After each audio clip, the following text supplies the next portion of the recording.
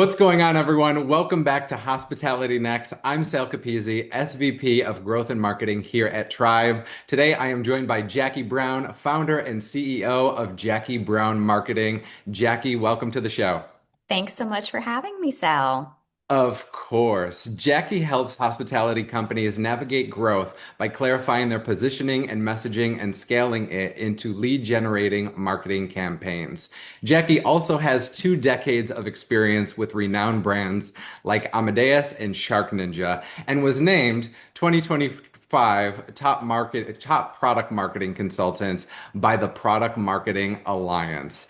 Jacki, you've helped go-to-market strategies for many hospitality tech brands. As we look forward to 2027, what do you think will be the most overlooked marketing opportunity for hotel companies and why? Hmm. I'm thinking a lot about content strategy. So, hotel brands, both B2B, B2C, do content, right? They're posting on social media, but are they just posting to post to check off that list? Is there really a strategy behind it? Are we thinking enough about the right channels to connect with our audience? Are we thinking about content pillars? Like, what are the key areas to focus on? I like to have really just three content pillars where everything falls into that. So there's some nice consistency and focus. And then bringing that to all of your different channels. So you're bringing your thought leadership, you're bringing it to LinkedIn, but then you're also having that content on your website to be able to drive search and agentic search. And all of this kind of comes back to having a unique perspective. So, not just saying the same thing as everyone else, but recognizing if you created a company, you probably did it for a very clear reason, right? You had a challenge that really meant something to you, it spoke to you, digging into that and standing behind it and talking about that challenge. Of course. And alongside that, I feel like breaking larger thought leadership and content pieces down to bite-sized, digestible micro bits for that engagement is also super important. I feel like a lot of times, we see companies in every industry, pump out these large articles, studies, and while those are good for, dissertation like assets, I mean, people want the most amount of knowledge with the least amount of work to do it. And I feel like with creating things, like buyer personas, things like that, what's going to get the eyes of those intensive buyers to kind of engage with that content that you're putting out? Yeah. And it just comes to repurposing, right? So you come up with a campaign, you create one piece of content, one longer piece that lasts you 6 months, 12 months. It's not, doesn't have to be as big of a lift as I think we've been trained for it to be in the past. Absolutely. And those repurposing articles, I mean, people come and go out of industries, every day. What may feel old to you as a marketing leader is brand new and fresh to somebody else and can really change somebody's perspective. People fill roles and positions every day in sales, in marketing, in hospitality. And so for fresh eyes to see, content renditioned, is always really a good thing. Right? If you're starting to feel sick of it, someone is probably just starting to pay attention to it. Exactly. Jacki, you have a decade, nearly a decade of experience in B2B and 2 decades of experience in marketing. What's one piece of positioning advice you think every startup should take to the heart as they scale this year? Talking about your market category.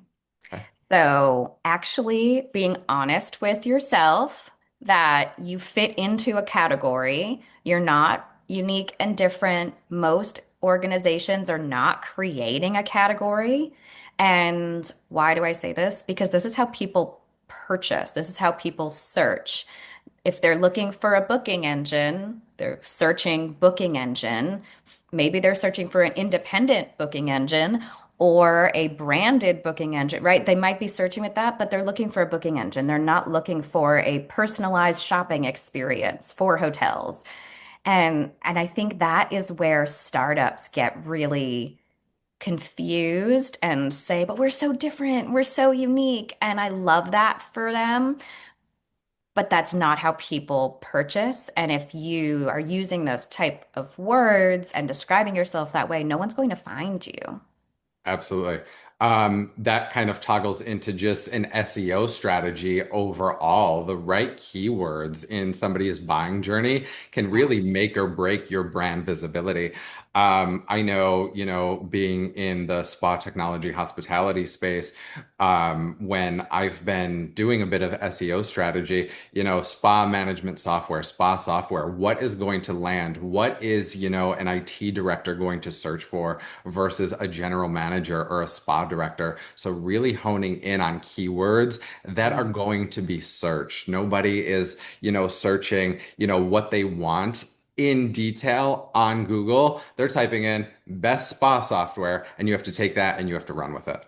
Right. And it's pretty easy to find out where are people putting themselves in Hotel Tech Report or Afixify or Yep. any of the other sites.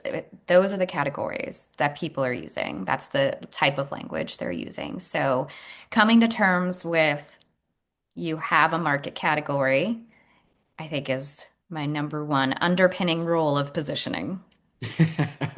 And an excellent one. And all things technology. Google it was the mecca of our research back in the day. It was how we found everything. But now we have all of this AI. It's being used in sales, it's being used in marketing, it's being used in the buying process and the buyer's journey.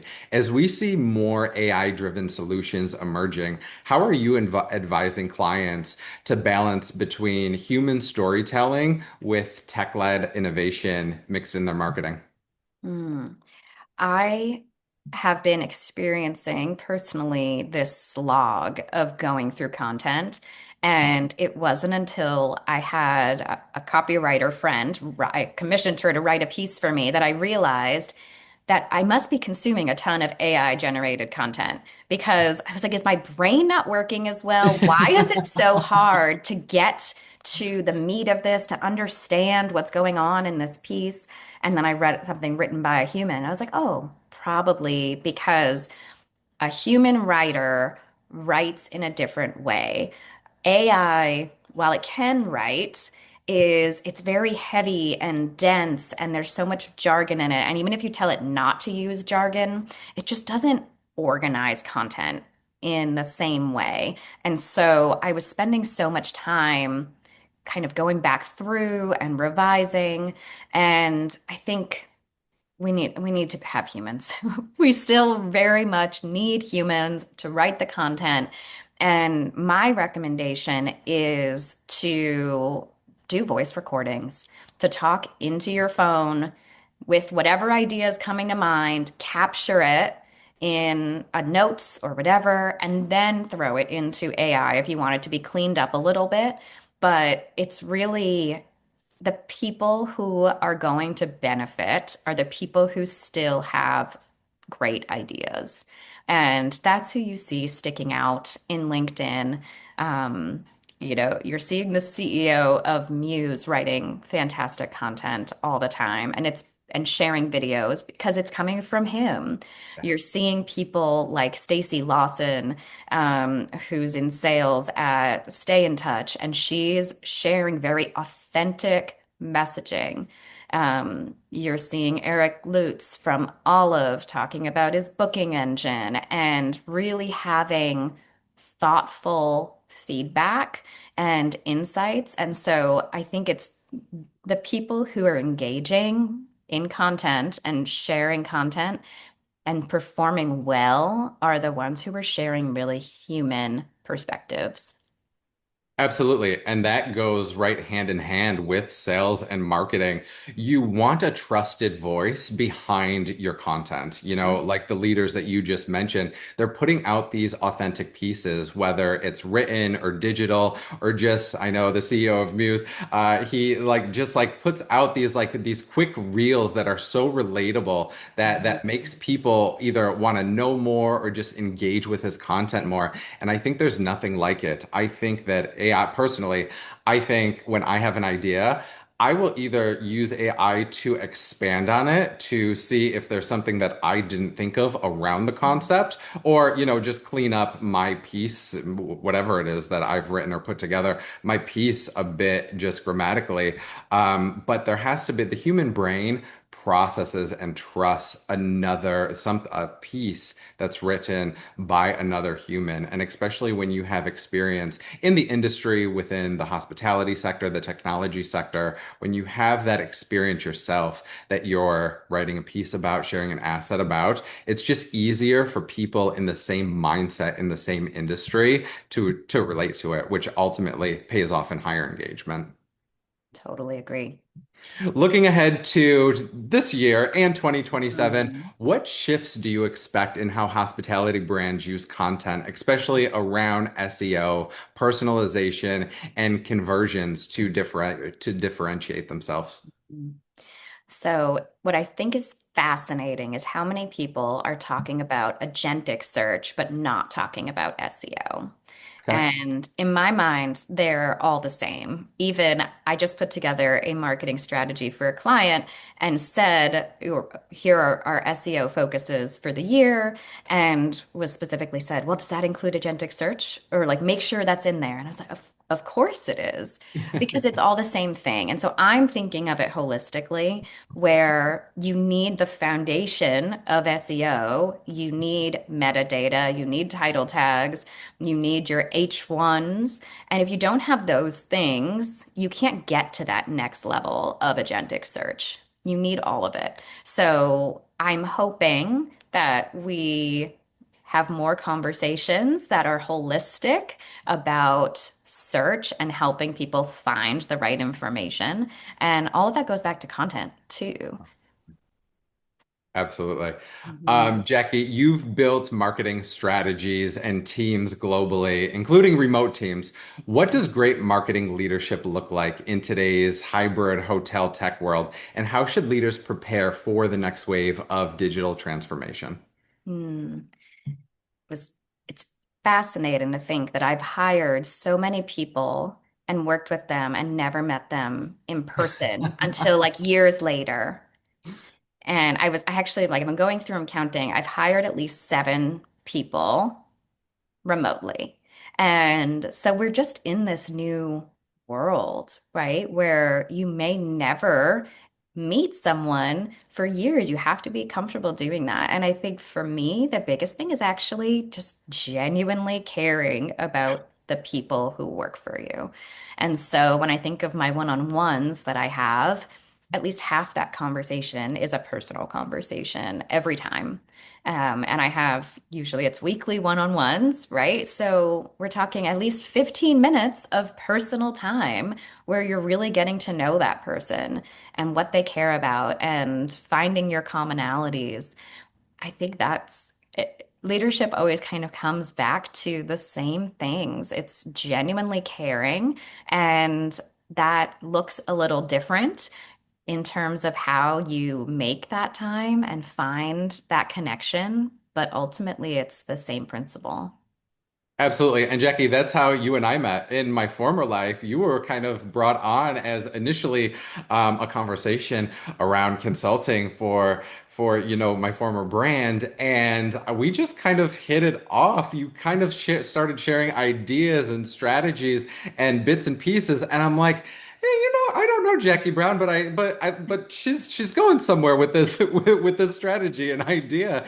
And I mean, that's how leadership works in sales and marketing and hospitality and technology. You just build these relationships, but good leadership, it trickles both ways. It trickles to the team, not only the teams you build, but into the success of your sales and marketing teams. If you could build that warm personal rapport with somebody that you're working with, you can definitely, mirror that, back to the audience that you essentially want to buy from you. So, Right. And those people, if they feel like they're really cared for, they will do anything for you. And that will mean creating, whether it's in marketing, better campaigns, yeah. sales, better relationships, right? Because they feel like they are empowered and cared for.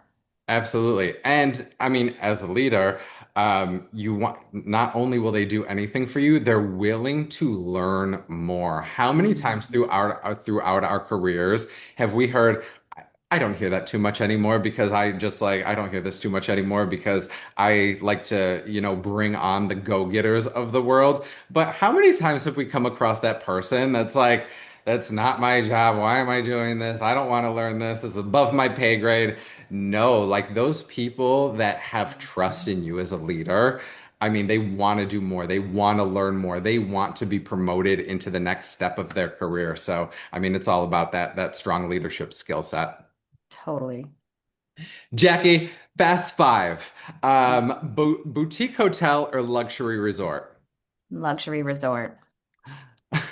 Love it. What hotel tech could you never live without? A good booking engine. Love. Room service at midnight? What are you ordering? Chicken fingers. Yes. Dream hotel destination for 2026. I'm trying to figure that out. I'm planning a big trip. I don't know where I'm going yet. All right, we'll come back to you. We'll update the people. Jackie, one word to describe the future of hospitality. Connected. Amazing. I All hope. right. Oh, thank you so much, Jackie. And thank you so much for joining this episode of Hospitality Next. You can get in contact with Jackie at jackibrownmarketing.com. And you can learn more about Tribe's products and solutions at www.try.be or shoot me a message at sal@try.be. And remember, stay bold, stay booked, and stay next. Until next time, thank you so much, Jackie. Thank you.